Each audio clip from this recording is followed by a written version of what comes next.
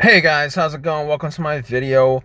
Alright, so this video I'm gonna show you how to reset the code on your Volvo.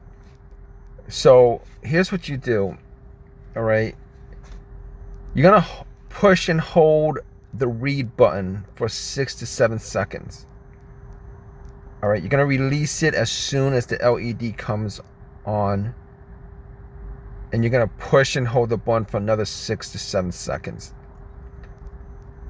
Now, after that, you're going to push the button for 1 second and read the codes again. You should get 111, which is a no fault, which means that the codes are cleared and none of the codes are stored in your system. Hope this has helped you guys out. Please subscribe. Please give me a thumbs up, all that good stuff. All right, guys, take care.